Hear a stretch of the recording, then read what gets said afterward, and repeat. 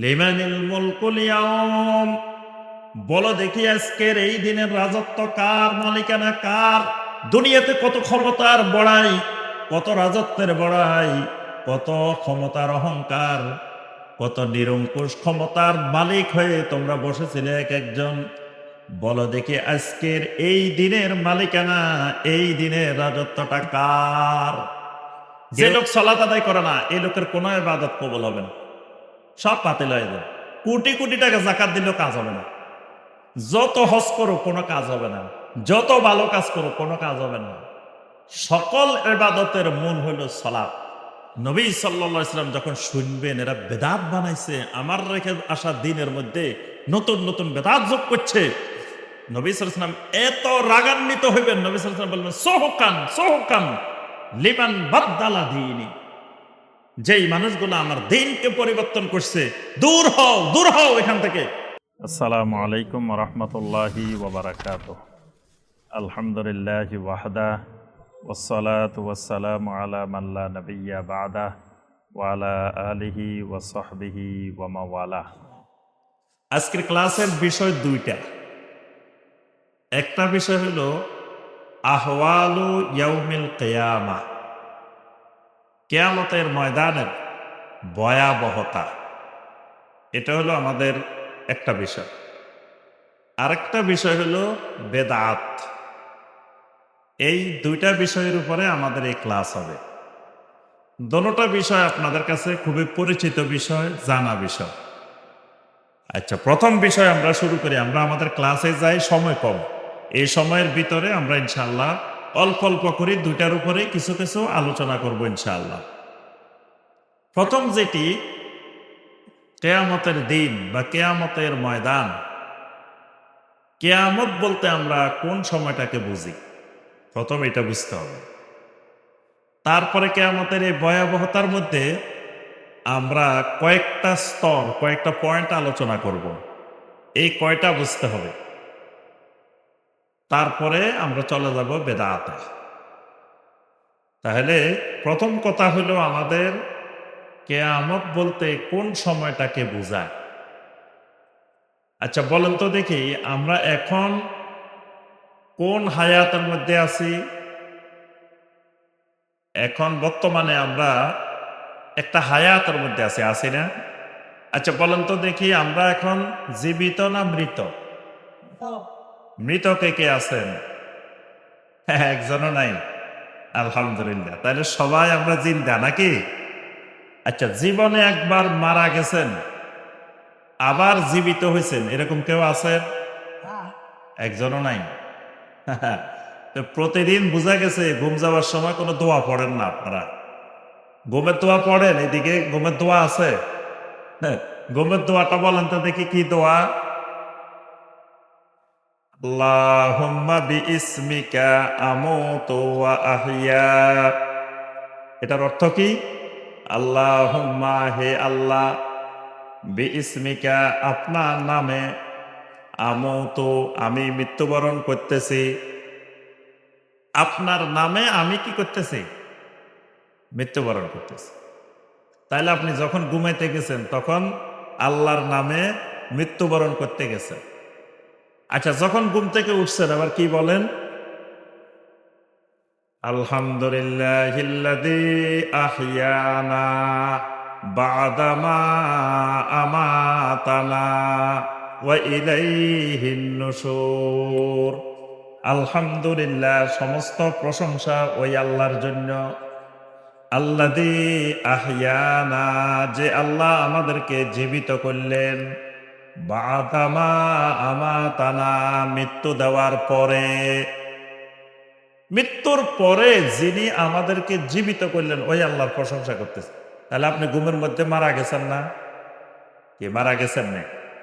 আপনারা কইছেন একজনও মরেন নাই। প্রতিদিন মারা যাচ্ছেন, আবার জীবিত হচ্ছেন, আবার মারা যাচ্ছেন, আবার জীবিত হচ্ছেন।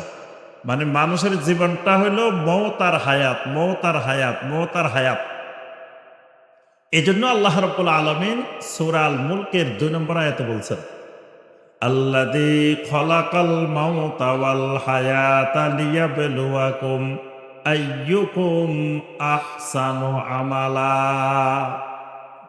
আল্লাহ হলেন তিনি আল্লাযী খলাকাল মাউতা ওয়াল হায়াতা, যিনি মউত আর হায়াতকে সৃষ্টি করেছেন। এখানে কিন্তু আল্লাহ বলেন নাই যিনি মানুষকে সৃষ্টি করছেন, বলছেন মউত আর হায়াত সৃষ্টি করছেন। অর্থাৎ মানুষ এমন এক মাখলুক, যে মাখলুকটা মউত আর হায়াত এটা দিয়ে চলে। আচ্ছা, হায়াতটাকে আল্লাহ রাব্বুল আলামিন দুই ভাগে ভাগ করছেন। একটা হলো হায়াতুদ দুনিয়া আর একটা হলো হায়াতুল আখিরা। তাহলে হায়াত কয় প্রকার? একটা কথা বলেন, বুঝছেন কিনা? হায়াত কয় প্রকার? একটা হলো এখন আমরা যেটার মধ্যে আছি এটার নাম হায়াতুদ দুনিয়া। আচ্ছা, মৃত্যুর পরে যে হায়াতে চলে যাব আমরা সেটার নাম হায়াতুল আখিরা। সেটার নাম হায়াতুল আখিরা। সেটাও একটা হায়াত, সেটাও একটা জীবন, এটাও একটা জীবন, দোনোটাই জীবন। আল্লাহ পাক দোনোটাকে হায়াত বলছেন। কোরআনে কারিমের একটা আয়াত, আল্লাহ পাক যত আসমানি কিতাব নাজিল করছেন প্রত্যেকটা আসমানি কিতাবে এই আয়াতটা ছিল। আয়াতটা আপনারা সবাই জানেন, বাল তুসিরুনাল হায়াতাদ দুনিয়া ওয়াল আখিরাতু খায়রুন ওয়া আবকা ইন্না হাযা লাফিস সুহুফিল উলা সুহুফি ইব্রাহিম ওয়া মূসা। সুবহানাল্লাহ। এখানে আল্লাহ পাক বলছেন বাল তুসিরুনাল হায়াতাদ দুনিয়া, দুনিয়ার মানুষ তোমরা দুনিয়ার জীবনটাকে, হায়াতুদ দুনিয়াটাকে সবসময় প্রাধান্য দাও। মনে করো এটাই তোমার একমাত্র জীবন। আসলে এটা তোমার একমাত্র জীবন নয়, বরং ওয়াল আখিরাতু খায়রুন ওয়া আবকা, তোমার আরেকটা জীবন আছে যেটার নাম হলো আখিরাত। ওই আখিরাতটাই হলো তোমার জন্য বেশি বেশি কল্যাণকর, তোমার জন্য ওইটাই হলো স্থায়ী জীবন। এটা তোমার অস্থায়ী জীবন, ওইটা হলো তোমার স্থায়ী জীবন। তাহলে এই যে হায়াতুদ দুনিয়া, এরপরে হায়াতুল আখিরা। হায়াতুল আখিরার একটা বিশাল সময় চলে যাবে বারজাখি হায়াত, মানে মৃত্যুর পর থেকে কিয়ামত পর্যন্ত মাঝখানের এই হায়াতটার নাম কি? হায়াতুল বারজাখিয়া। এটা বারজাখি হায়াত। তা আমাদের আলোচ্য বিষয় বারজাখি হায়াত না, আমাদের আলোচ্য বিষয় কিয়ামত। এই জন্য আমরা কিয়ামত থেকে শুরু করব। তাহলে কিয়ামত কখন থেকে শুরু হবে? কিয়ামতটা শুরু হবে কয়েকটা স্তর থেকে। একটা স্তর হইল আন-নাফখা। প্রথমে আমি আরবিটা বলি, পরে এগুলার আমরা ব্যাখ্যা করব। এই কিয়ামতের ময়দান বা কিয়ামতের দিন বা কিয়ামত বলতে আমরা কোন সময় থেকে কোন সময় আলোচনা করব। এক নম্বর হলো আন-নাফখাতু ওয়াল বাআস, দুই নম্বর হলো আল হাসর, তিন নম্বর হলো আল হিসাব ওয়াল জাযা, চার নম্বর আল মিজান, পাঁচ নম্বর আল হাউজ, ছয় নম্বর আস-সিরাত। এই ছয়টাই হলো কিয়ামতের কিয়ামত। কিয়ামত বলতে এই ছয়টাকে বোঝানো হবে। এই ছয়টার পরে হয় জান্নাত না হয় জাহান্নাম, একদিকে চলে যাবে। মানুষ বাঘ হয়ে দুই জায়গার যে কোনো এক জায়গায় চলে যাবে। কিন্তু তার আগে, মানে বারজাখি জীবনের পরে, জান্নাত জাহান্নামের আগে, এই মাঝখানের যে সময়টা, এটার পুরাটার নাম হলো কি? ওরে বুঝে নাই মনে হয় কথা। এটার নাম কি? কিয়ামত। আমার কথাটা বুঝছেন? কোন জায়গা থেকে কোন জায়গায় কিয়ামত? কথা বুঝছেন? ওরে বুঝছিও কয় না, বুঝি নাইও বলে না, নয় বুঝি নাই নয় বুঝছি। বুঝছেন? হ্যাঁ, একটা কথা বলবেন, তাহলে আমি মনে করবো যে আমার কথা বুঝতেছে। আমরা তো এটা ক্লাস করতেছি, এটা ওয়াজ না, এটা ক্লাস। হ্যাঁ, এখন কথা হলো, প্রথম কথা কিয়ামত কোনটা? আগে তো কিয়ামত বুঝতে হবে, তারপরে না কিয়ামতের ভয়াবহতা। কিয়ামতের কয়টা স্তর বলছি আমরা এখানে? এই তো মাশাআল্লাহ, স্টুডেন্ট তো খুব মেধাবী। 6টা স্তর, এই 6টা মিলে কেয়ামত। এই 6টা মিলে কি কেয়ামত? 1 নম্বরটা হলো আন-নাফখা ওয়াল বাআস, মানে সিংহায় ফুৎকার এবং পুনরুত্থান। 2 নম্বরটা বলছি আল হাসর, হাসরের ময়দান। 3 নম্বর বলছি আল হিসাব ওয়াল জাযা, হিসাবের ময়দান। 4 নম্বর বলছি কি মিজান, 4 নম্বর বলছি কি মিজান। 5 নম্বর বলছি হাউস। 6 নম্বর বলছি সারাত। এই 6টা মিলে কেয়ামত।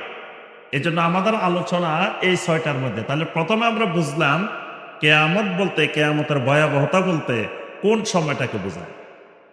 এর আগে একটা রয়ে গেছে, ওইটা আমাদের আলোচনা আসবে না, সেটা হলো কবরের জগৎ, কবরের ভয়াবহতা। আচ্ছা, এখন আমাদের মূল বিষয় কেয়ামতের ভয়াবহতা। তাহলে বোঝা গেল এই যে লম্বা একটা সময় হবে, এটার নাম কেয়ামত। এইটার মধ্যে আমাদেরকে 6টা স্টেশনে যাওয়া লাগবে। কয়টা স্টেশনে? 6টা স্টেশনে। এই কেয়ামতের সময়টার মধ্যে প্রত্যেকটা মানুষকে 6টা স্টেশনে যাওয়া লাগবে।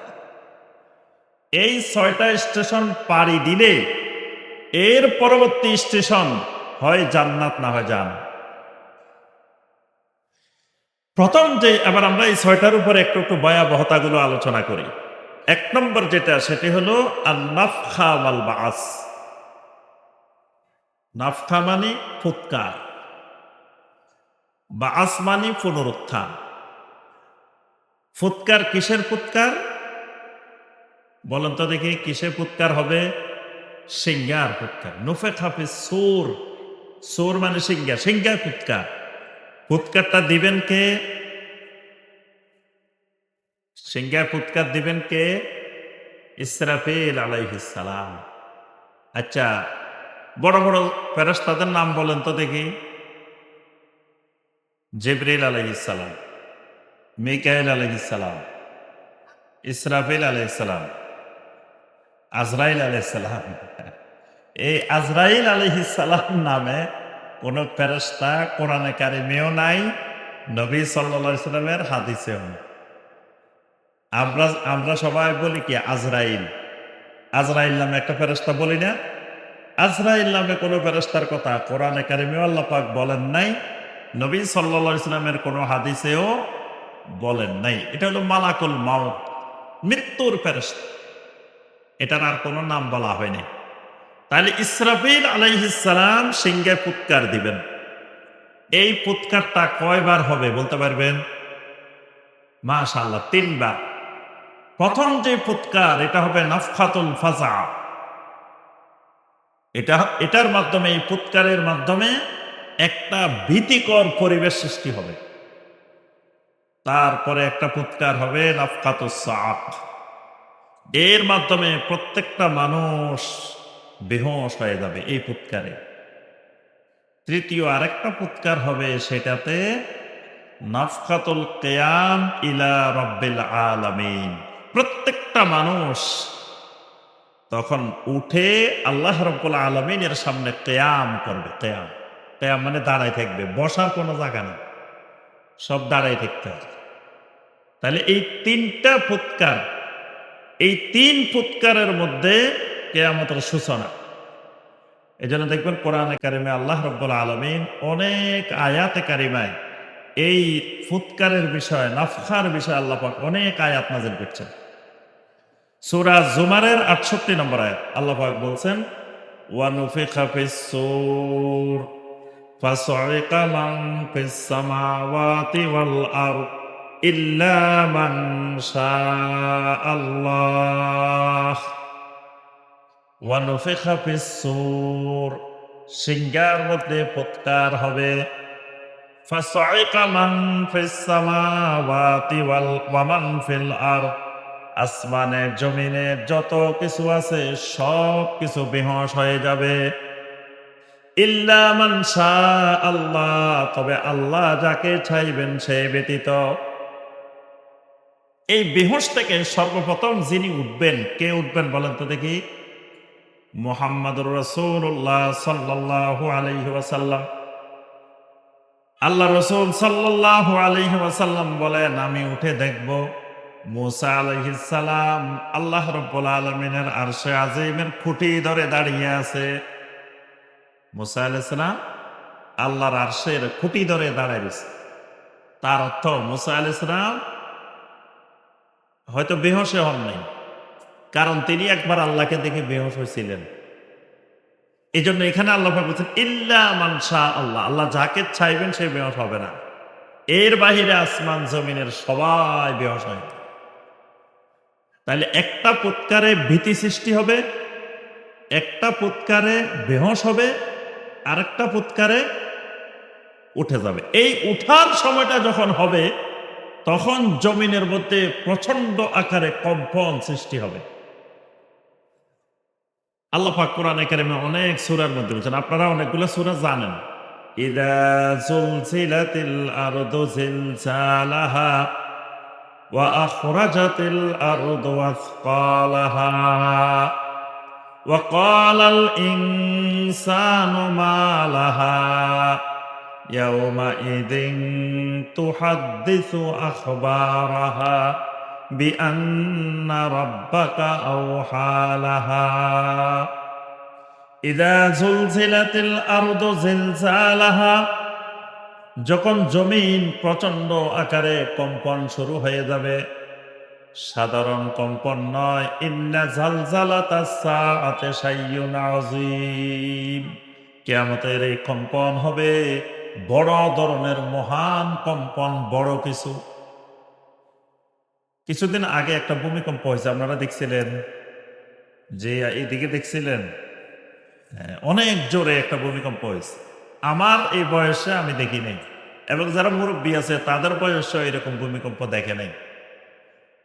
এমন ভাবে বিল্ডিং গুলো কাটছে, আর একটু হইলে সব চুরমার হয়ে ভেঙে পড়ে যায়। এই যে সামান্য একটু আল্লাহ রাব্বুল আলামিন দেখাই দিলেন, কিন্তু ওই জালজালা যেটা হবে কিয়ামতের সময়, সেটা হবে আরো ভয়াবহ, শাইউন আযীম, সেটা এক মহান কম্পন। সেই কম্পনে কি হবে? ওয়া আখরাজাতিল আরদু আসকালাহা, জমিন তার ভিতরে যা কিছু আছে সব কিছু জমিন বের করে দিবে। যত মানুষ মাটির নিচে আছে সব মানুষকে বের করে দেওয়া হবে। ওয়া ক্বালাল ইনসানু মা লাহা, মানুষেরা বলতে থাকবে, আরে কি হইল রে, এতদিন পর্যন্ত এক জায়গায় ছিলাম, এখন আমাদেরকে কেন বের করে দিল, জমিন তুলে দিল কেন? জমিনের পক্ষ থেকে ঘোষণা হবে বিআন্না রাব্বাকা আওহা লাহা, আজকে রবের পক্ষ থেকে নির্দেশ এসে গেছে, ওহী এসে গেছে, জমিনের ভিতরে আর কিছু রাখা যাবে না, সব বের করে দিতে হবে। জমিন সব বের করে দিছে। আল্লাহ রাব্বুল আলামিন বলেন, ইয়াউমাইযিন ইয়াসদুরুন নাসু আশতাতাল লিয়ুরাউ আমালাহুম ফামান ইয়ামাল মিসকালা যাররাতিন খায়রান ইয়ারা ওয়া মান ইয়ামাল মিসকালা যাররাতিন শাররান ইয়ারা। ওই মানুষগুলা যখন কিয়ামতের ময়দানে উঠে দাঁড়াবে, ওই সময় তার যাররা পরিমাণ আমলের কত গুরুত্ব সেটা উপলব্ধি করতে পারবে। দুনিয়ায় থাকাকালীন আমলের গুরুত্ব বুঝে নাই, আমলের গুরুত্ব বুঝে নাই। মসজিদ থেকে বের হয়েছে, বের হয়ে চা দোকানের সামনে যাই, টেলিভিশনের দিকে তাকায় রয়েছে হা করি। মাঝে মাঝে অনেক মুরব্বীরেও দেখা যায় যে মসজিদ থেকে বাইরে চা দোকানে যায়, টেলিভিশনের দিকে তাকায় রয়েছে।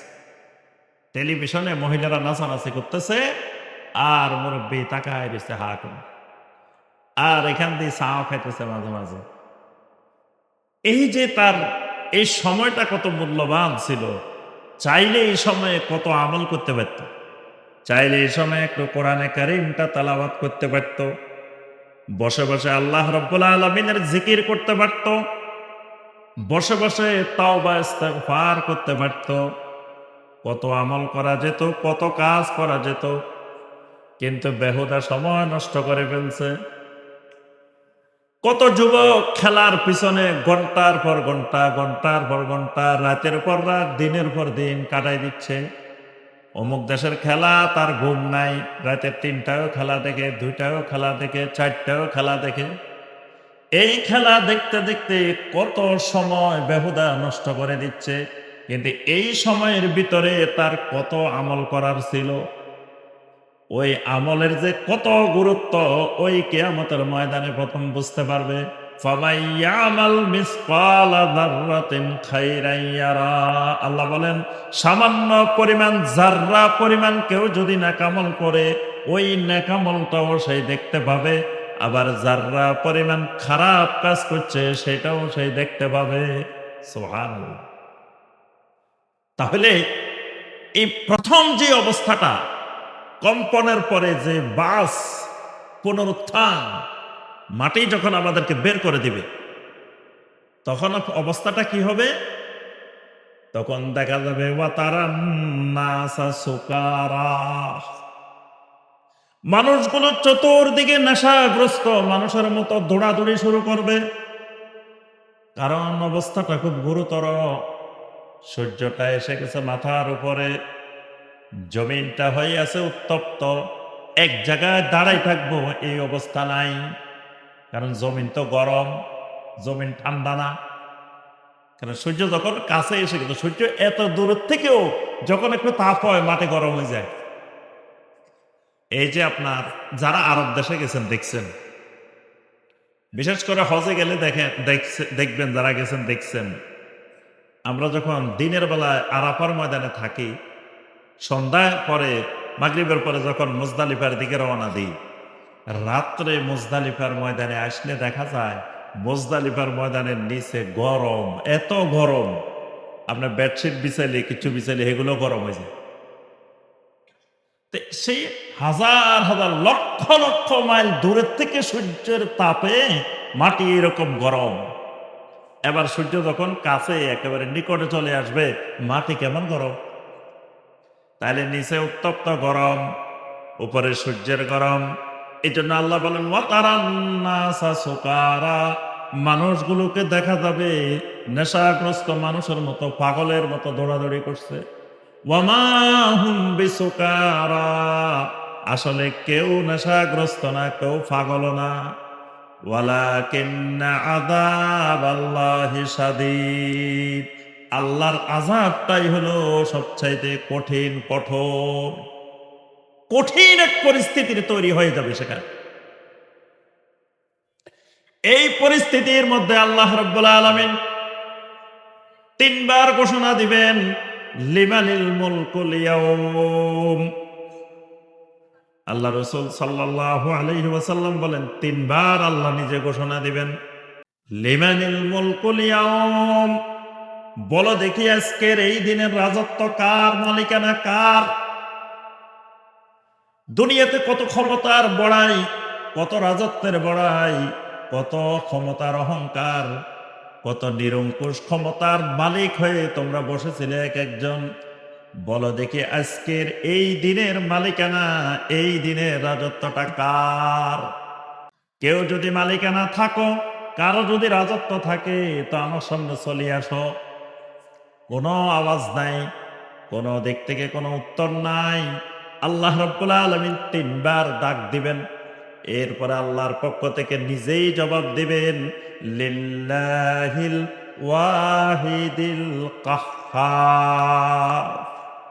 যেটা রাখো, আজকের এই দিনের রাজত্ব, মালিকানা একমাত্র ওই আল্লাহর, যিনি ওয়াহেদ এবং কাহ্হার। সুবহানাল্লাহ। এবার কিয়ামতের ময়দানে দাঁড়াইছেন, দাঁড়ানোর পরে এই নাফখা এবং কিয়ামতের পরে মানুষ তো দৌড়াদৌড়ির মধ্যে আছে, পাগলের মতো দৌড়াইতেছে।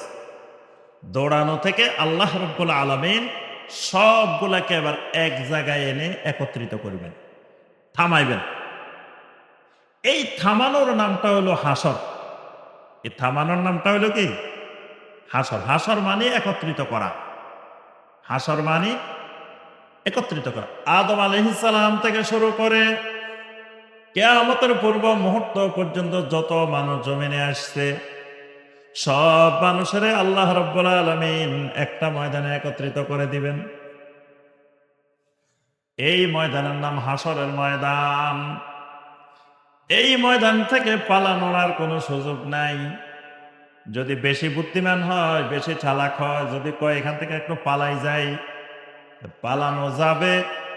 চতুর্দিকে কিয়ামতের ময়দানকে, হাসরের ময়দানকে জাহান্নাম দিয়ে ঘেরাও করে রাখা হবে। কেউ পালাইতে চাইলে দৌড়াই গিয়ে জাহান্নামে ঢুকতে পারবে। কেউ যদি বেশি চালাক,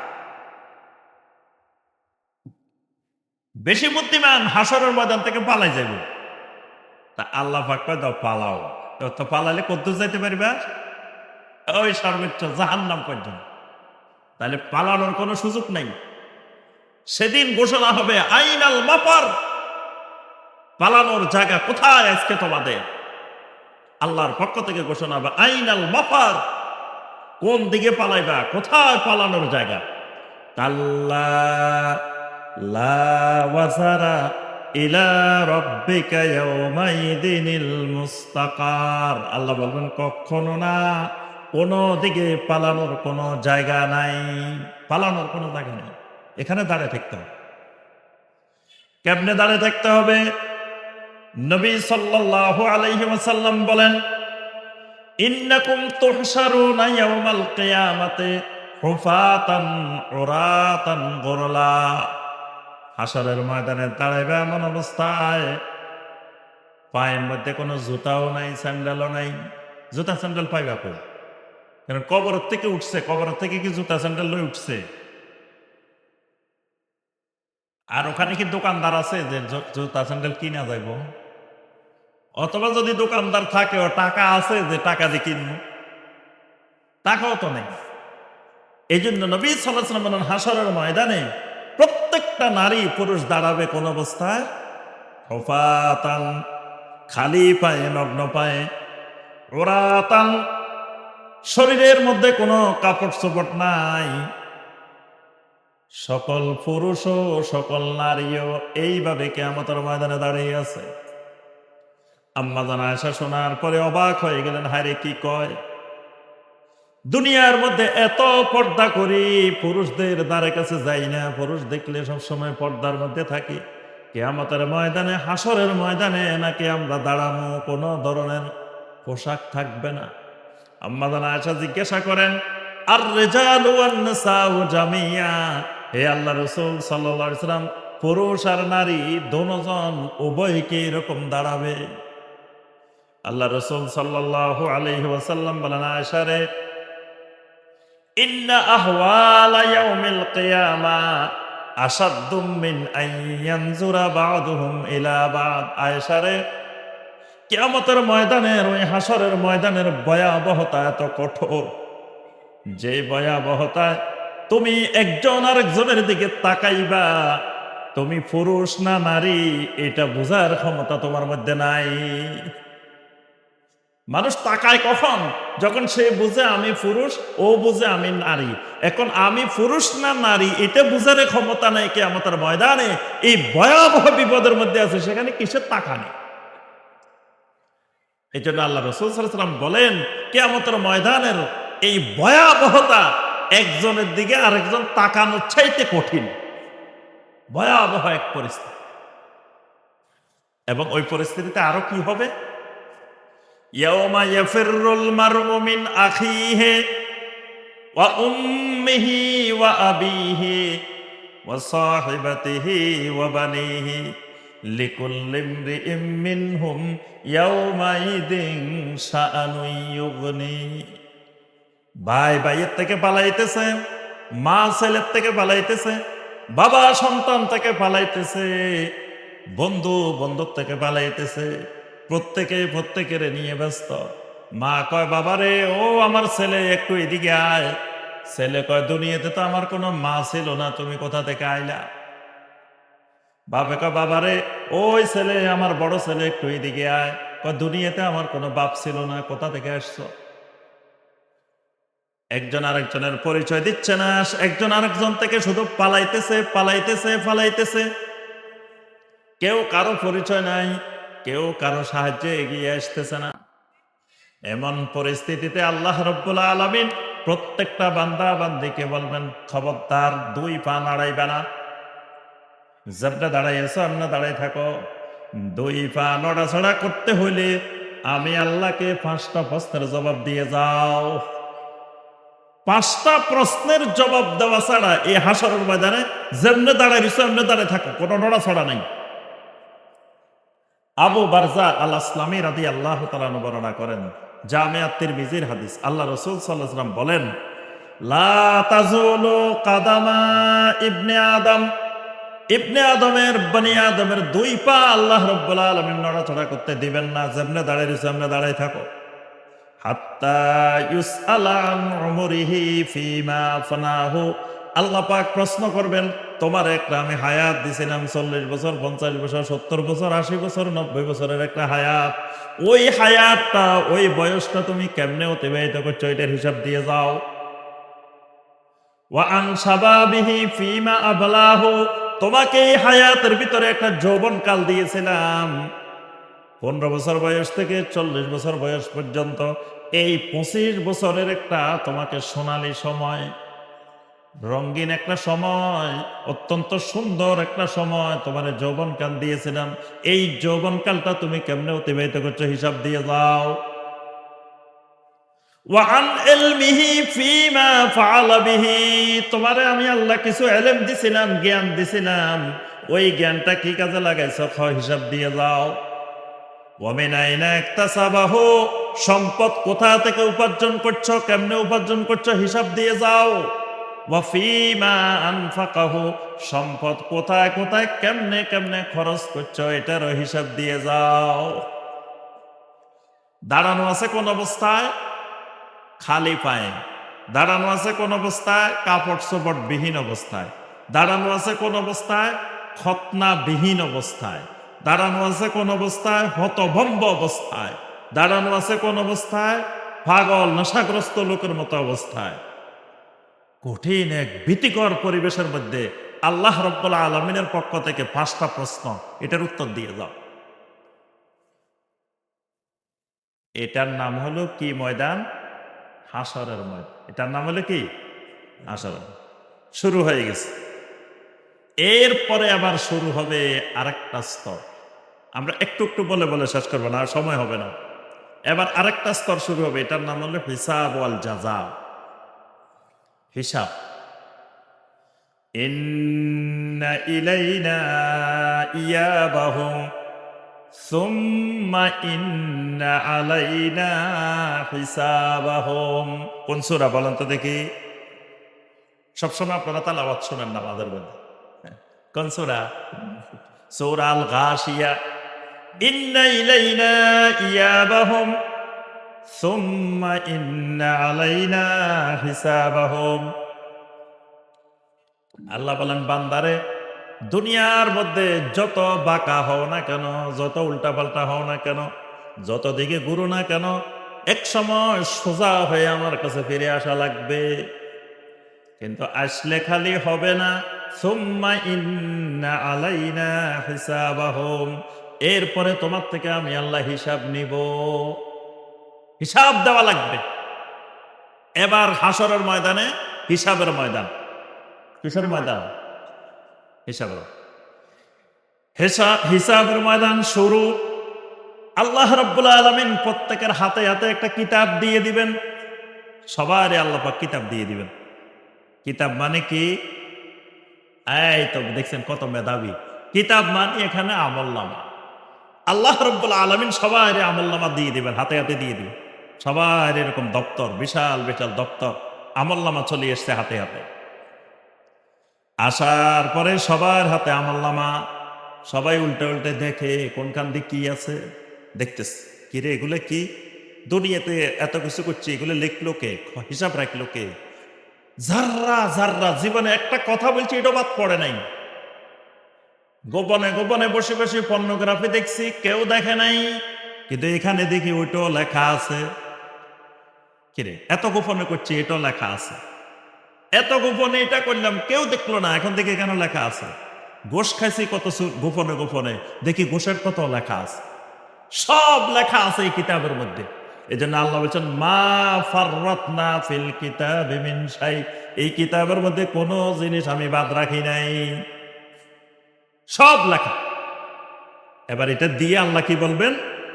ইকরা কিতাবাক কাফা বিনাফসিকাল ইয়াউমা আলাইকা হাসিবা।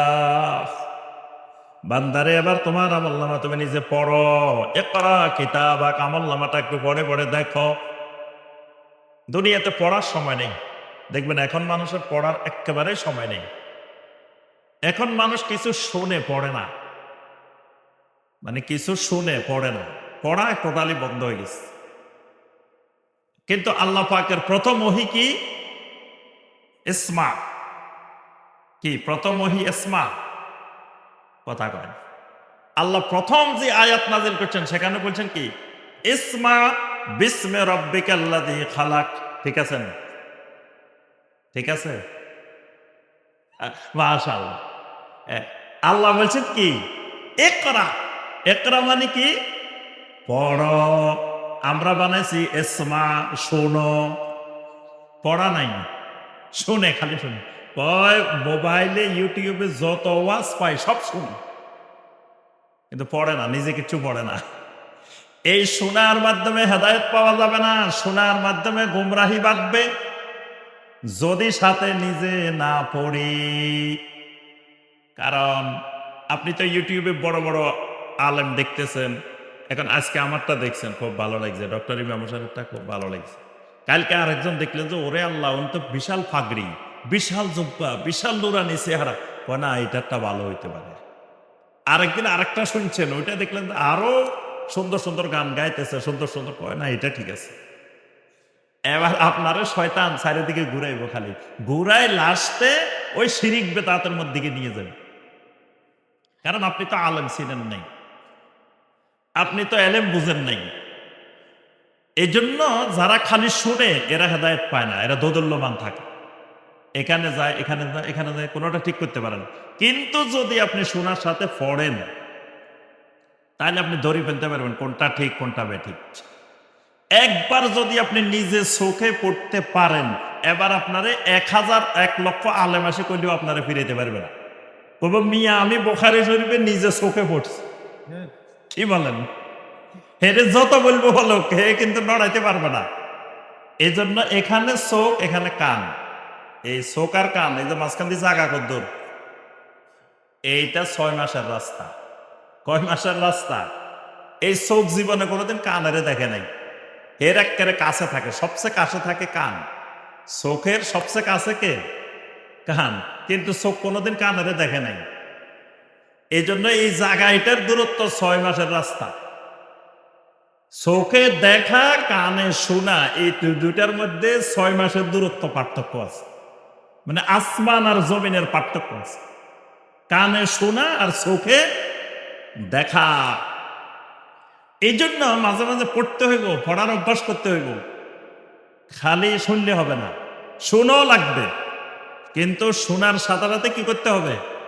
পড়ার অভ্যাস গড়ে তুলতে হবে। এই জন্য আল্লাহ পাক প্রথম আয়াত নাযিল করছেন ইকরা বিসমে রব্বিকাল্লাযী খালাক। পড়ো, পড়তে বলছেন। এখন কিয়ামতের ময়দানে আল্লাহ কিন্তু সবাই, যে পড়তে জানে যে পড়তে জানে না, সবাই আল্লাহ কি বলবেন?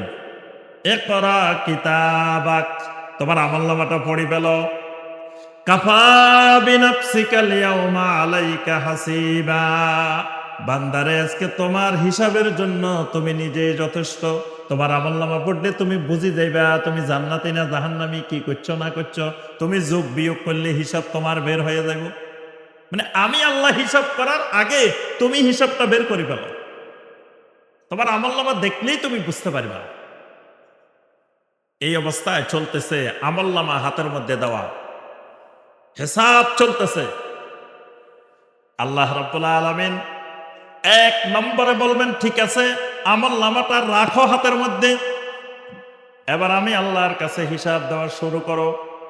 ইন্না আউওয়ালা মা ইউহাসাবু বিহিল আবদু ইয়াউমাল কিয়ামাতি মিন আমালিহি সালাতুহু। আল্লাহ রাব্বুল আলামিন কবরের মধ্যে পরীক্ষা নিবেন। কবরের মধ্যেও 3টা প্রশ্ন আছে, আবার কিয়ামতের ময়দানেও 3 প্রশ্ন আছে। কিন্তু কবরের প্রশ্ন, কবরের পরীক্ষা হবে ঈমানের উপরে। কিয়ামতের ময়দানে, ওই হিসাবের ময়দানে শুরু হয়ে যাবে আমলের হিসাব। কবরে কিন্তু আমলের হিসাব নাই। কবরের যে 3টা প্রশ্ন, 3টা ঈমানের প্রশ্ন, আমলের না। আমলেরটা শুরু হবে ওই হাসরের ময়দানে, কিয়ামতের ময়দানে। সেখানে আল্লাহ পাক প্রথম হিসাব নেবেন কিসের? বলেন দেখি। কথা কয় না, মনে বুঝেন নাই। হাসরের ময়দানে প্রথম হিসাব কিসের? সালাত। এজন্য মুসলিমেরা সালাত ছেড়ে দিছে। এজন্য কি মুসলমান নামাজ পড়ে না। কি শরমের কথা, লজ্জার কথা। মুসলিম সালাত আদায় করে না। অথচ কিয়ামতের ময়দানে, হাসরের ময়দানে প্রথম হিসাব দেওয়া লাগবে কিসের? সালাত। সালাত ঠিক আছে, সব ঠিক আছে। সালাত ঠিক নেই, কিচ্ছু ঠিক নেই। যে লোক সালাত আদায় করে না, এই লোকের কোনো ইবাদত কবুল হবে না, সব বাতিল হয়ে যাবে। কোটি কোটি টাকা যাকাত দিলেও কাজ হবে না। যত হজ করো কোনো কাজ হবে না, যত ভালো কাজ করো কোনো কাজ হবে না। সকল ইবাদতের মূল হইল সালাত।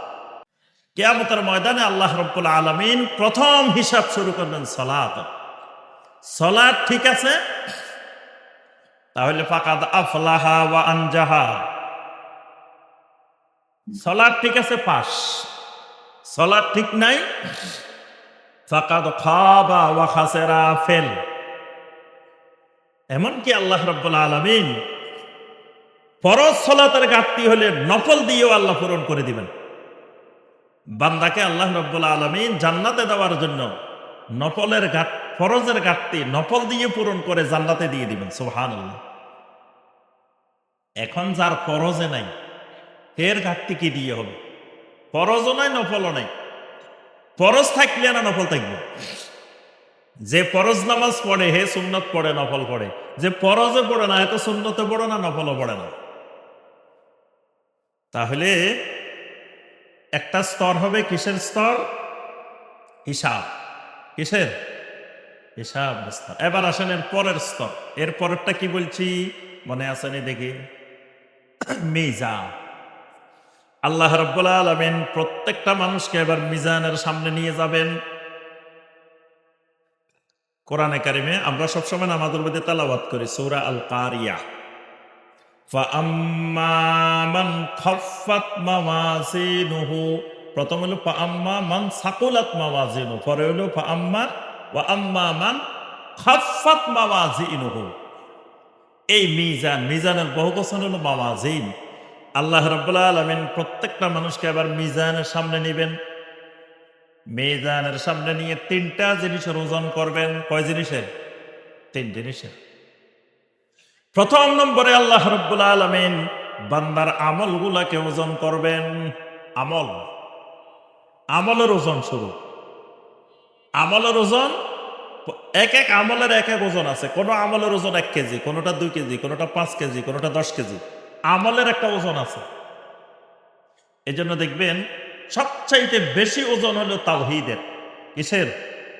তাওহীদের ওজন। তাওহীদের জিকির, তাওহীদের তেলাওয়াত, তাওহীদের আলোচনা, তাওহীদের দাওয়াত, এটার ওজন হলো সবচাইতে বেশি।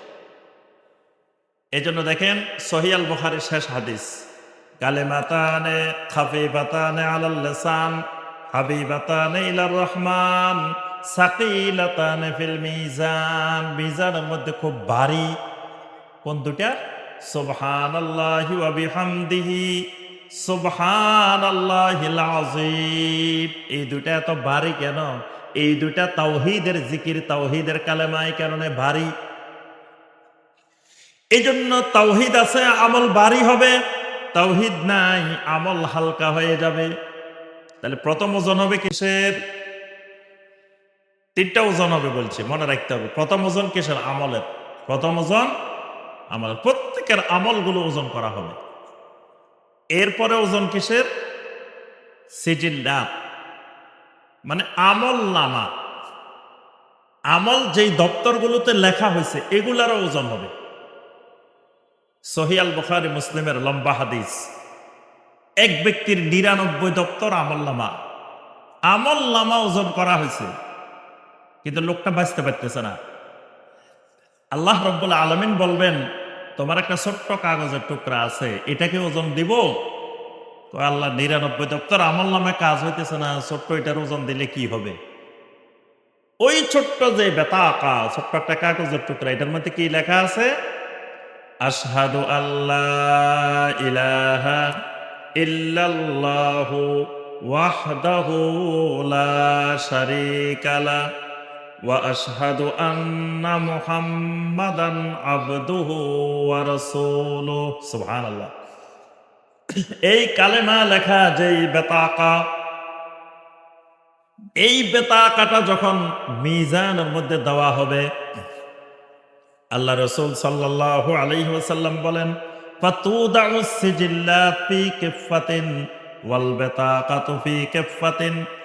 একদিকে 99 দপ্তর আমলনামা, আরেক দিকে ওই ছোট্ট কাগজের টুকরা দেওয়ার সাথে সাথে ফাতাশাতিস সিজিল্লাত, ওই 99 দপ্তর আমলনামা উপরের দিকে উঠে গেছে।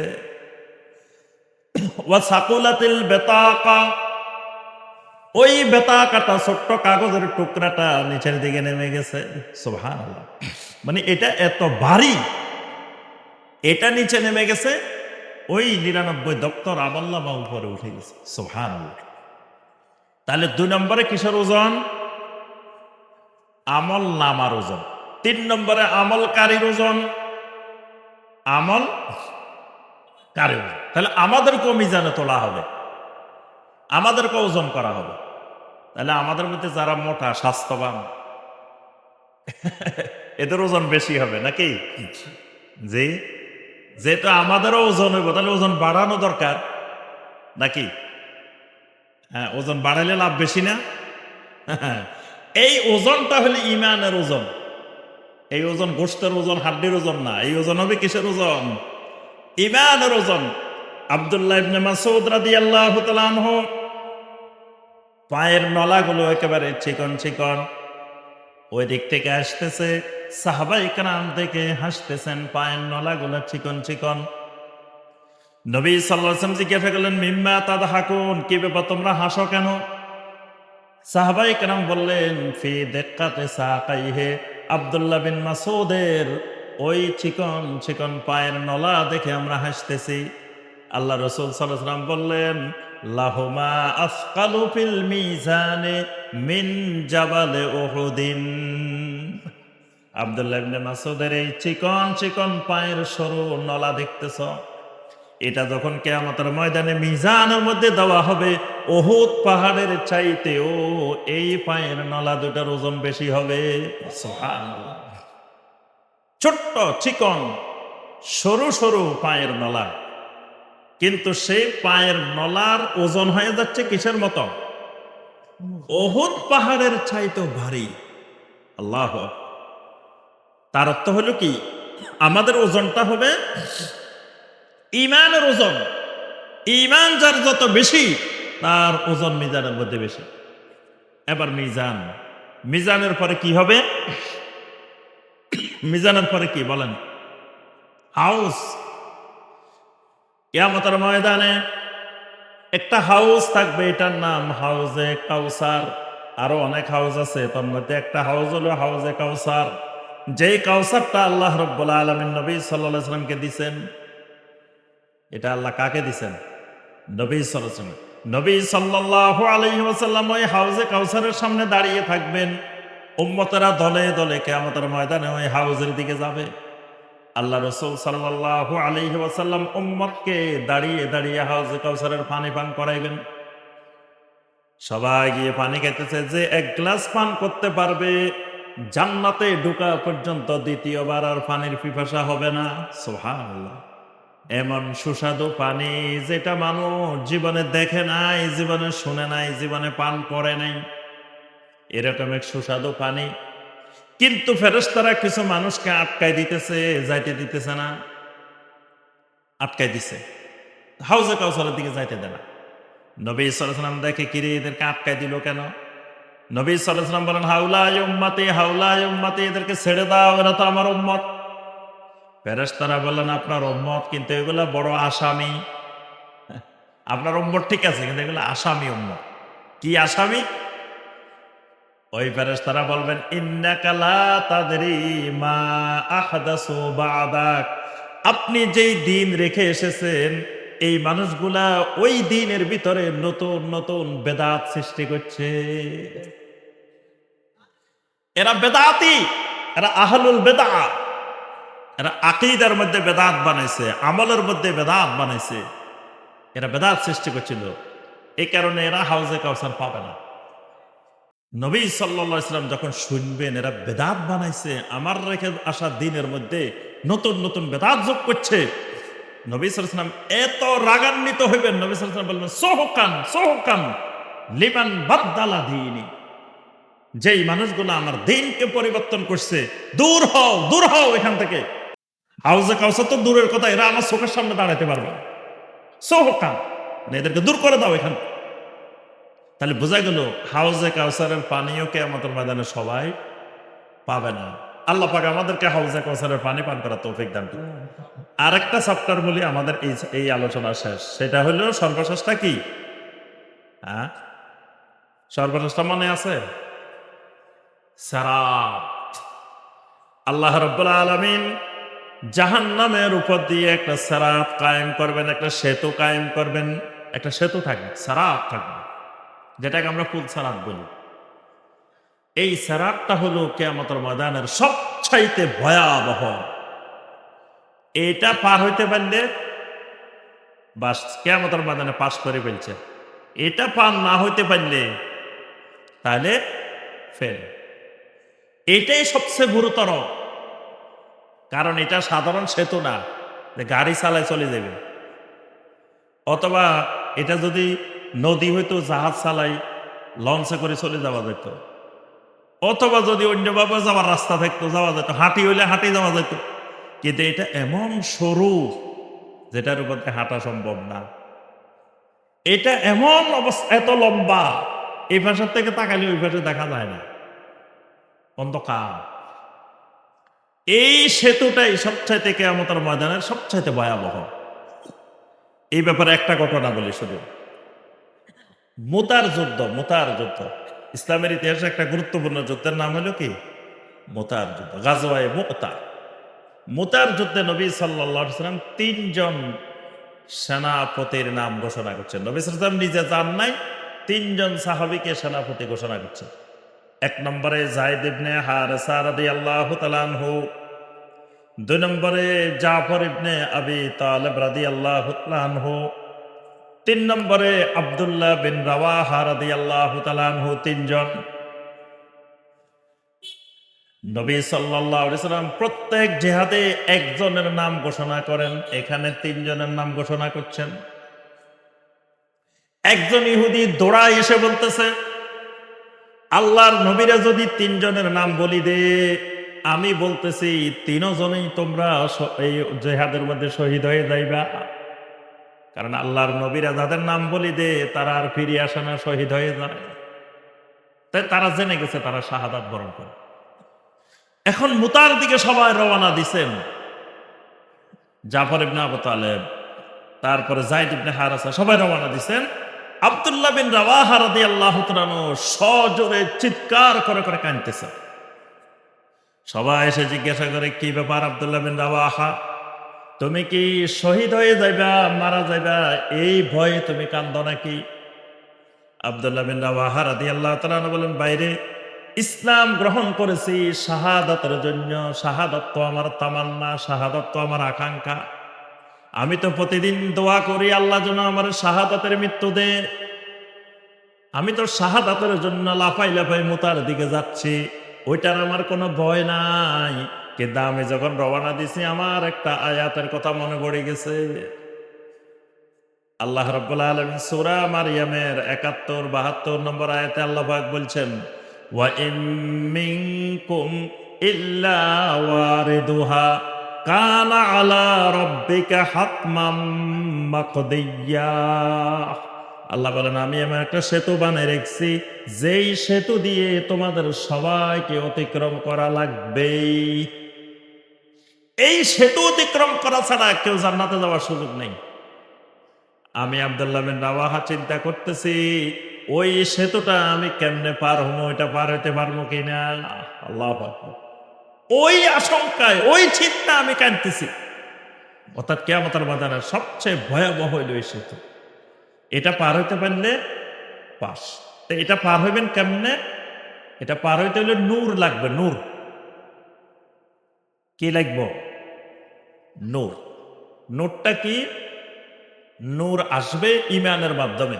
ইমান একটা নূর, আমলগুলো এক একটা নূর। সলাত একটা নূর, সলাত ইমানদারের জন্য নূর।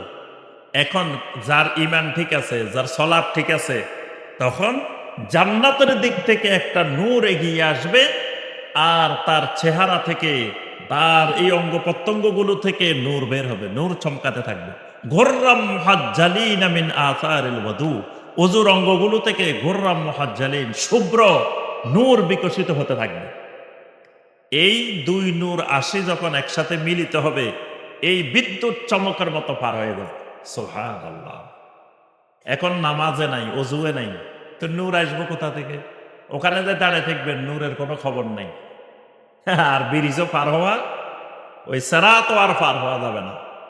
এই জন্য আমার ভাইরা এবং বোনেরা, কিয়ামতের ময়দানের এই ভয়াবহতাগুলো আরো আমরা জানবো, তাহলে আমাদের জন্য দুনিয়াতে আমল করা, দ্বীনের উপরে টিকে থাকা, সাবাত থাকা সহজ হবে।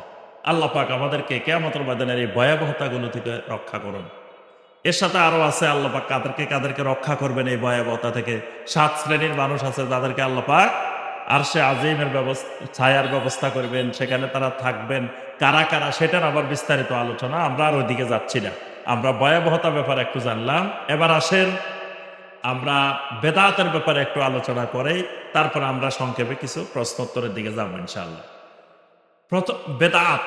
বেদাত সম্পর্কে আপনারা সবাই কম বেশি জানেন। আহলে হাদিস মানি এরা শিরিক এবং বেদাতের ব্যাপারে সবচেয়ে কঠোর।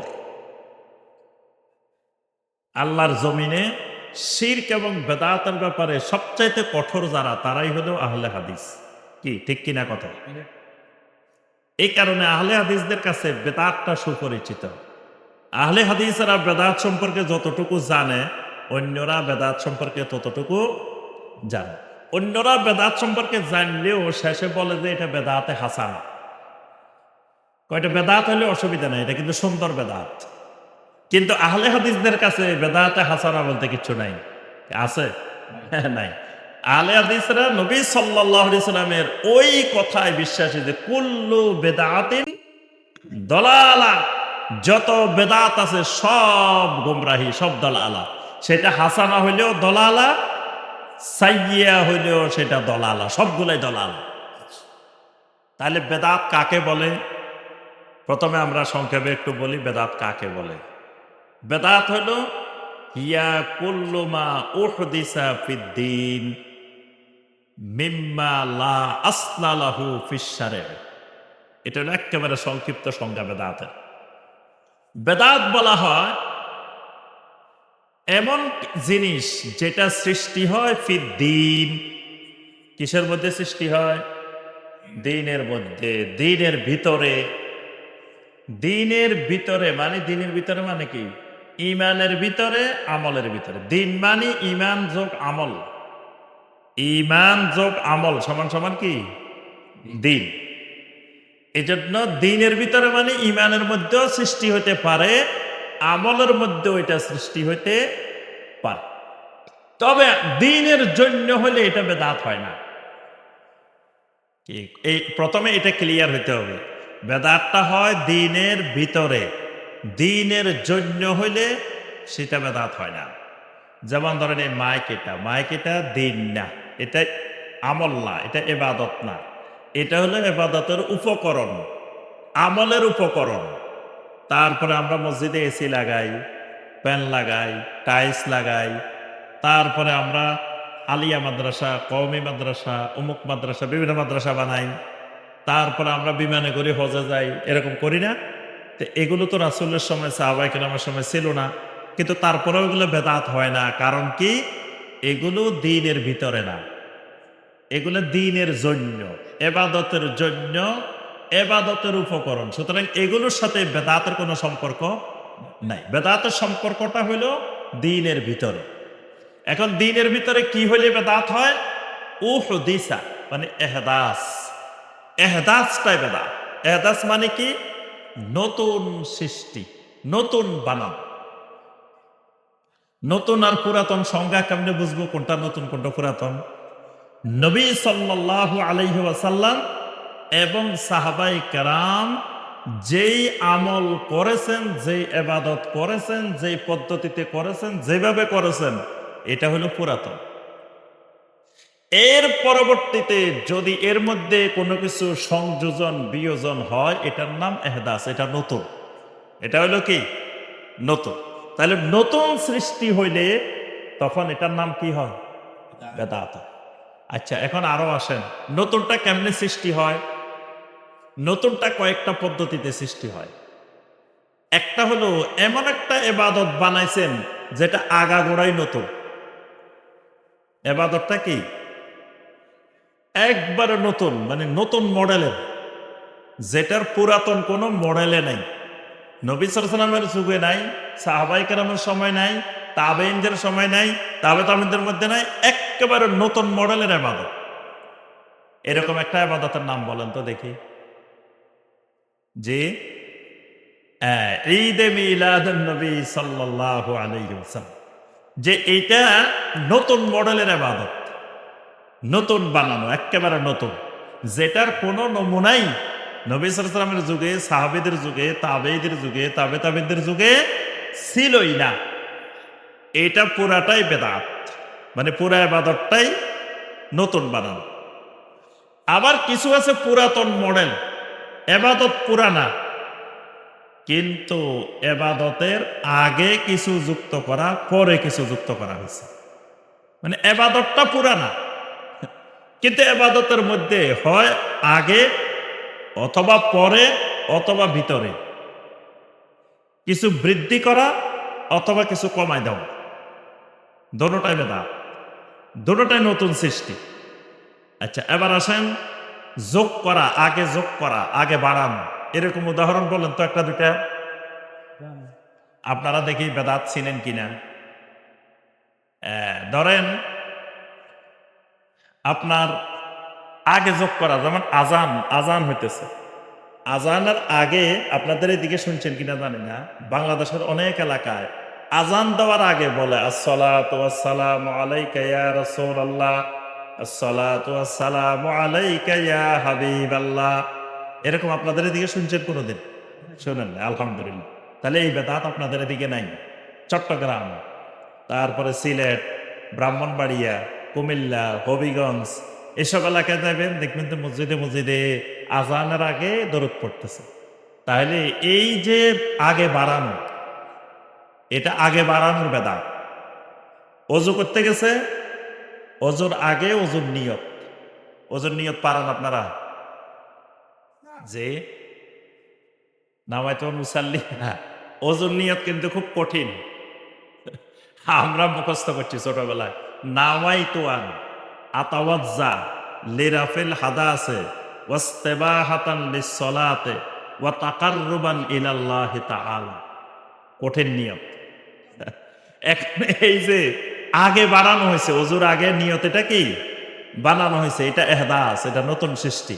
অজুর আবার একটা দোয়া আছে, বিসমিল্লাহিল আলিয়্যিল আযীম ওয়ালহামদুলিল্লাহি আলা দীনিল ইসলাম, আল ইসলামু হাক্কুন ওয়াল কুফরু বাতিলুন, আল ইসলামু নূরুন ওয়াল কুফরু যুলমাতুন। এটা হলো অজুর দোয়া। এই যে অজুর দোয়া, অজুর নিয়ত, এগুলা হলো আগে বাড়ানো হয়েছে, ইবাদতের আগে বাড়ানো হয়েছে। তাহলে এই আগে বাড়াইলে এটা কি হয়? বেদাত হয়। সলাতের আগে জায়নামাজ পাক করার দোয়া, জায়নামাজ পাক করার দোয়া পারেন? ইন্নী ওয়াজ্জাহতু ওয়াজহিয়া লিল্লাযী ফাতারাস সামাওয়াতি ওয়াল আরদা হানিফা ওয়া মা আনা মিনাল মুশরিকিন। এটা হলো জায়নামাজ পাক করা দেওয়া। বাংলাদেশের জায়নামাজ সব না পাক, প্রথমে এগুলো দাঁড়ায় পাক করতে হয়। তো পাক করার দোয়া হইলো এটা। তাহলে এটা নতুন বানানো হয়েছে। আল্লাহ রসুল সাল্লাল্লাহু আলাইহি ওয়াসাল্লামের সলাৎ শুরু হইতো কি দিয়ে? তাকবীর দিয়ে। সলাৎ শুরু হইতো কি দিয়ে? তাকবীর দিয়ে। শেষ হইতো কি দিয়ে? সালাম দিয়ে। তাহলে তাকবীরের আগে সালামের পরে, এ আগে আর পরে যেটা সংযোজন হবে এটার নাম কি? বেদাত। এটার নাম এহদাস। এটা নতুন বানানো। রাসূলুল্লাহ সাল্লাল্লাহু আলাইহি ওয়াসাল্লামের সলাতের তাকবীরের আগেও কিছু ছিল না, সালামের পরেও সলাতের মধ্যে সলাতের কোনো অংশ অবশিষ্ট ছিল না। এখন কেউ যদি মনে করে সালাম ফেরানোর পরেও না আরো কিছু রয়ে গেছে নামাজের, তার অর্থ হইলো ওইটা বেদাত। তার অর্থ ওইটা কি? বেদাত। ওইটা হলো এহদাস। এটার নাম নতুন। আচ্ছা, এইভাবে অনেক ইবাদত আছে যেগুলোর আগেও যুক্ত করা আছে, পিছনেও যুক্ত করা আছে। এবার একটা আমলের কথা বলবেন যেটা মাঝখানে নতুন যুক্ত করা আছে। আগেরটাও তো বুঝছেন, পরেরটাও বুঝছেন, মাঝখানের একটা বলেন তো দেখি। মানে মডেলটা পুরানা কিন্তু মাঝখানে কিছু জিনিস ঢুকাই দিছে, এরকম কিছু বলতে পারবেন? আজানের দোয়া। আজানের দোয়া আছে না? আজানের দোয়া কিন্তু হাদিসের আজানের দোয়া আর বাংলাদেশের আজানের দোয়ার মধ্যে কিছু বেশ কম আছে। মাঝখানে কিছু কিছু জিনিস ঢুকাই দিছে। আল্লাহুম্মা রাব্বা হাযিহিদ দাওয়াতিত তাম্মা ওয়াস সালাতিল কাইমা আতি মুহাম্মাদানিল ওয়াসিলাতা ওয়াল ফাদিলা। এরপরে একটা ঢুকাই দিছে ওয়াদ দারাজাতার রাফিয়া। এটা শুনছেন কোনদিন? এই যে মাঝখানে একটা ঢুকাইছে ওয়াদ দারাজাতার রাফিয়া। ওয়াবআসহু মাকামাম মাহমুদানিল্লাযী ওয়া'আদতা। এটা ঠিক আছে। আবার একটা ঢুকাইছে ওয়ারযুকনা শাফাআতাহু ইয়াউমাল কিয়ামা। এই যে আরেকটা ঢুকাইছে। এই যে মডেলটা পুরানা কিন্তু মাঝখানে মাঝখানে ঢুকাইছে, এটাও বেদাত। এটাও কি? এটাও এহদাস। এটাও নতুন বানানো, এটাও বেদাত। আচ্ছা, আরেকটা হলো মডেল পুরানা, এবাদতের মডেলটা পুরানা কিন্তু আগেরটা পরে, পরেরটা আগে, এলোমেলো করে ফেলছে। সবে করছে কিন্তু এলোমেলো করে করছে, এটাও বেদাত। এটাও কি? বেদাত। কি রকম? ধরেন একজনে, আমরা খুতবা দিই ঈদের জুমার নামাজে, খুতবা দিই আগে, নামাজ পড়ি পরে। খুতবা আগে দিই, নামাজ কি? পরে। ঈদের নামাজে আগে সালাত, তারপরে কি? খুতবা। এখন পরে খুতবা পড়তে গেছে, মানুষ থাকে না, মানুষ উঠে চলে গেছে। তো ইমাম সাহেব বললো যে শুনেন, এই যে জুমার নামাজে যেরকম আমরা আগে খুতবা দিই পরে সালাত আদায় করি, তো ঈদের খুতবাটাও আমরা আগে দিয়ে দিই, সালাতটা পরে পড়ি। তো সালাতও আদায় করছে, খুতবাও দিছে, দুইটাই করছে, কিন্তু কোনোটা বাদ দেয় নাই। কিন্তু আগেরটা পরে, পরেরটা এটা কি হয়ে গেছে? বেদাত হয়ে গেছে। কাজ করছে কিন্তু আগেরটা পরে নিয়ে গেছে, পরেরটা আগে নিয়েছে। আচ্ছা, এখন শীতের দিন, তা একজনে ওযু করবো, তা এখন মোজা খুলছে, আগে মোজা খুলছে, মোজা খুলে খুব ঠান্ডা লাগতেছে, আগে আমি পাটা ভালো করে ধুয়ে মোজা পরে ফেলি, পরে হাত ধুমু, মুখ ধুমু, বাকিগুলা করবো। এটা কি হয়েছে? বেদাত। কিন্তু সবে করছে ওযুর, কিন্তু আগেরটা পরে, পরেরটা আগে। এই যে এলোমেলো করলে এটাও হয় কি? এহদাস। এটাও বেদাত। যেই ইবাদত নবী সাল্লাল্লাহু আলাইহি সাল্লাম যে পদ্ধতিতে করছেন, আগেরটা আগে করতে হবে, পরেরটা পরে করতে হবে, এটারও রদবদল করার কোনো সুযোগ নাই। আরেকটা হলো, আরেক ধরনের বেদাত হইতে পারে যেটা নবী সাল্লাল্লাহু আলাইহি ওয়াসাল্লাম যেই জায়গায় করেন নাই ওই জায়গায় করা, যেই জায়গায় করেছেন সেই জায়গা থেকে বাদ দেওয়া, এটাও বেদাত। যেমন ধরেন 5 ওয়াক্ত সালাতের মধ্যে আজান দিই, আমরা আজান দিই না? কিন্তু জানাজার নামাজে আজান দিই, ঈদের নামাজে আজান দিই। এখন ঈদের দিন মসজিদের মাঠ খালি পড়ে রয়েছে, একজন আসি বলে যে মুয়াজ্জিনের জন্য পুরা বছর আজান দিতে পারি না, আজকে মাইকও খালি পড়ে রয়েছে, একটু আজানটা দিয়ে দিই। ঈদের নামাজের আজান দিয়ে দিছে। তো এই যে ঈদের নামাজের জন্য আজান দিছে, এত মনে করতেছে ভালো কাজ করছে, আজান আনা দিছে, খারাপ কি কাজ করছে? কিন্তু এই আজান দেওয়া কি হয়েছে? বেদাত হয়েছে। এটাকে বলে এহদাস, নতুন। নতুনের আরো অনেক ধরন আছে। তাহলে প্রথম কথা এটা দিনের ভিতরে হবে, দ্বিতীয় কথা এটা কি হবে, নতুন হবে। 3 নম্বর কথা, এটার কোনো দলিল নেই, বেদাতের কোনো দলিল নেই। এটা কোরআনে কারিমেও কোনো দলিল নেই, নবী সাল্লাল্লাহু আলাইহি সাল্লামের কোনো সহিহ হাদিসে এটার কোনো দলিল নাই। এটা শেষ করি এরপরে। তাহলে বোঝা যায় বেদাতের দলিল থাকলে বেদাত হয় না, দলিল না থাকলে কি হয়, মানে আমলটা আছে কিন্তু আমলের কোনো দলিল নেই। যেমন ধরেন বালাগাল উলা বিকামালিহি কাশাফাদ দুজা বিজামালিহি, এটা কি দরুদ না কবিতা? এটা কবিতা। এটা কোন দেশে বানানো হয়েছে? Made in Iran. এটা মেড ইন কোন দেশে? ইরান। ইরানের প্রোডাক্ট, ইরান থেকে আসছে। এখন বাংলাদেশে আসে এটা দরুদ হয়ে গেছে।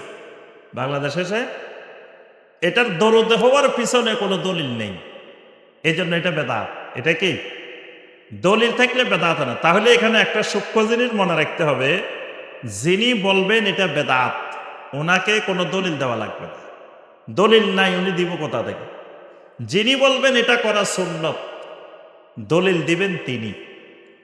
অনেক সময় অনেক সম্মানিত মূর্খ ভাইয়েরা আছেন সমাজে, সম্মানিত কি ভাই? মূর্খ। তারা বলেন কি যে এটা যে বেদাত কোন হাদিসে পাইছ, নিয়ে আসো। এখন হাদিসে যদি পাইতাম এটা বেদাত, তাহলে কি এটা বেদাত হইতো? এটা যদি হাদিসেই থাকে তাহলে এটা কি বেদাত হবে? কোনোদিনও হবে না। আবার বলে যে কোন কিতাবে পাইছো এটা, আসো তোমার সাথে আমার বাহাস হবে।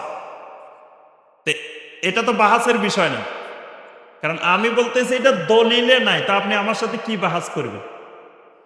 কি যদি বলি যে আমিও বলি যে দলিল আছে, আপনিও বলেন যে দলিল আছে, তো আসো দুজনের দলিল নিয়ে আসো, তারপরে না বাহাস হবে। এখন আমার কাছে কোনো দলিলে নাই, সব দলিল আপনার কাছে, তাহলে আপনি আবার দলিলগুলো বয়ান করেন, আমরা শুনি।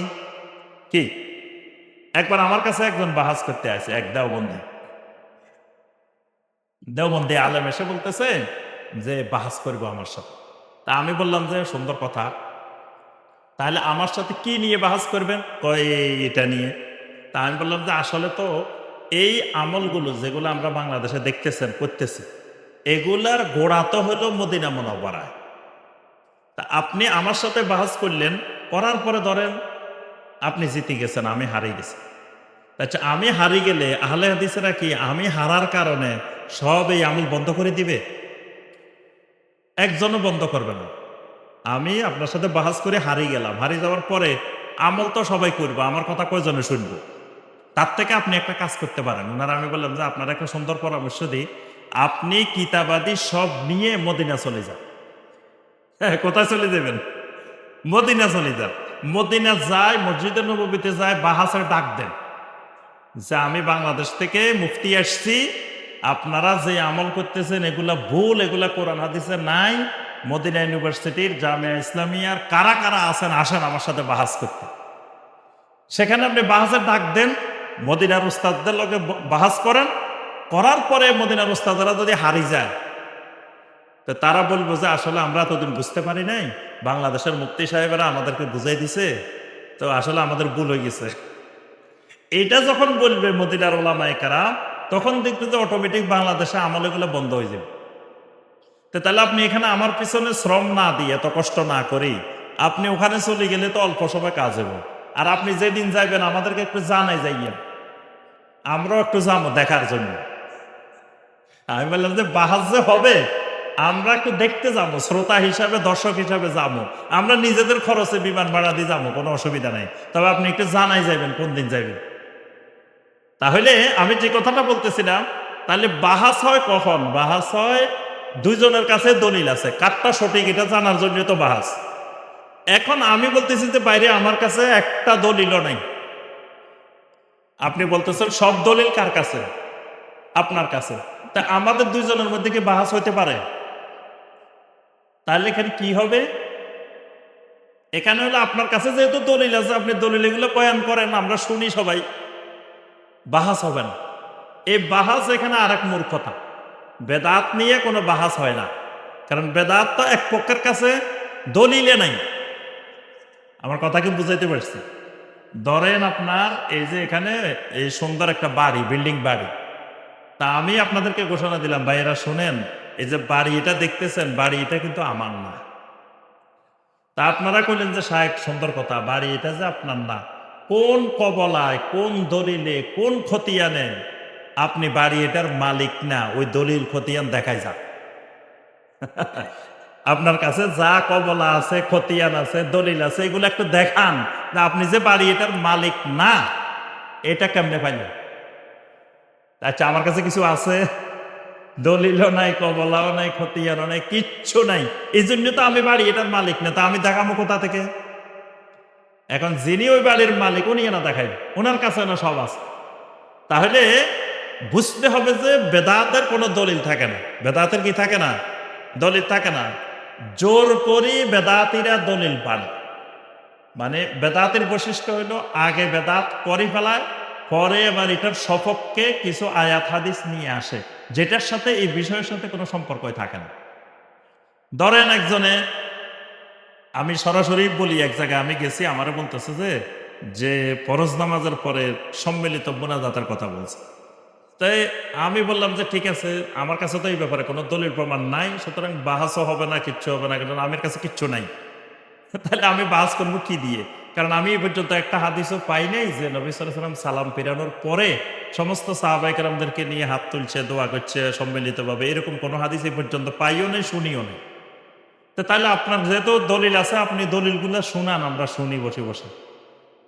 তা এখন আচ্ছা, উনি কইতেছে দোয়ার ব্যাপারে এই হাদিস আছে, তো দোয়ার হাদিস নিয়ে তো আমার সাথে আপনার সাথে কোনো মতপার্থক্য নাই। দোয়া তো ইবাদত, দোয়া আমিও করি, আপনিও করেন, সবে করেন। আমি যে পয়েন্টে বলতেছি ওই পয়েন্টে হাদিসটা দেখা, বাকি পয়েন্ট দরকার নেই।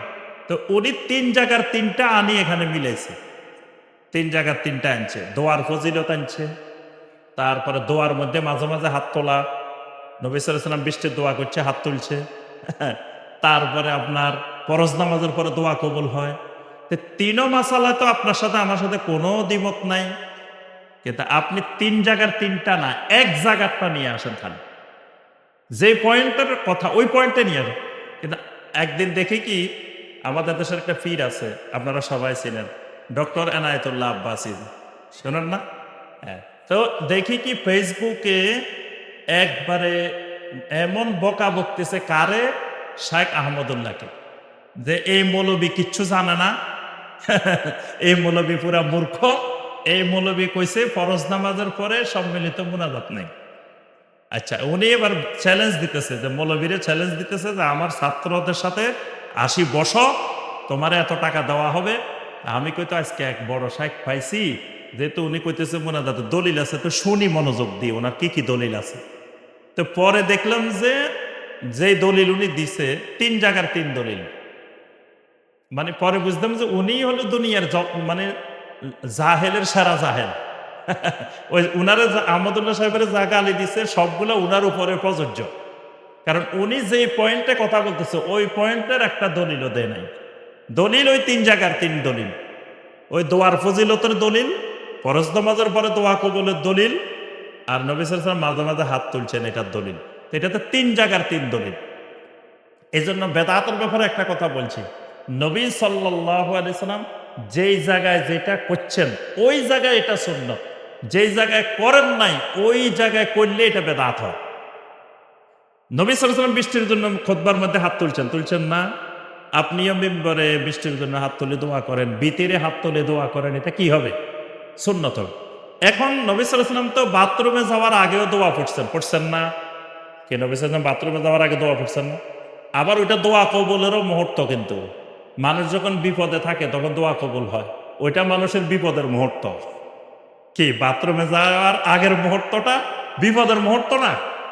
তো ওই সময় তো দোয়া কবুলের একটা মুহূর্ত। এখন আপনি কি করলেন? বাথরুমের সামনে যায় কেবলামুখী হয়ে হাত তুলে অনেকক্ষণ পর্যন্ত দোয়া করলেন, এটা কি সুন্নত হবে না বেদাত হবে? কেন বেদাত হবে? আপনি খারাপ কি করছেন? দোয়া না করছেন, বেদাত কেন? নবী সাল্লাল্লাহু আলাইহি সাল্লাম এখানে দোয়া করছেন, কিন্তু এই পদ্ধতিতে করেননি, এই কারণে এটা কি হয়ে গেছে? বেদাত হয়ে গেছে। তো শুধু এই ক্ষেত্রে না, মানে জীবনের সকল ক্ষেত্রে মনে রাখতে হবে, নবী সাল্লাল্লাহু আলাইহি সাল্লাম যেখানে যে পদ্ধতিতে যেভাবে ইবাদত করছেন সেইভাবে করলে সুন্নত, ওই ব্যতিক্রম হয়ে গেলে তখন এটা কি হয়ে যায়? বেদাত হয়ে যায়। তো এটা হলো বেদাতের সংজ্ঞা। বেদাত করলে কি হয়? সংক্ষেপে আমরা এই শুধু পয়েন্টগুলো বলি শেষ। প্রথম কথা, বেদাত করলে কালেমা অবমাননা হয়। দ্বিতীয় কথা, বেদাত করলে নবী সাল্লাল্লাহু আলাইহি সাল্লামের শাফাআত পাবেন। বেদাতকারীর কোনো আমল আল্লাহ কবুল করেন না। বেদাতকারী হাউজে কাউসারের পানি পান করতে পারবেন। বেদাতকারী এই ব্যক্তির উপরে আল্লাহ, ফেরেশতারা এবং সমস্ত মাখলুকাতের লানত বর্ষিত হয়। বেদাতের ভয়াবহতা আরো ব্যাপক। এজন্য সকল প্রকার বেদাত থেকে মুক্ত থাকতে হবে। বেদাত থেকে ওই টাকের পিছনে লেখা থাকে যে 100 গজ দূরে থাকুন, এরকম বেদাত থেকে 100 গজ দূরে থাকতে হবে। আল্লাহ রাব্বুল আলামিন আমাদের সবাইকে বেদাতকে বেদাত হিসেবে চিনার, বেদাত মুক্ত থাকার তৌফিক দান করুন।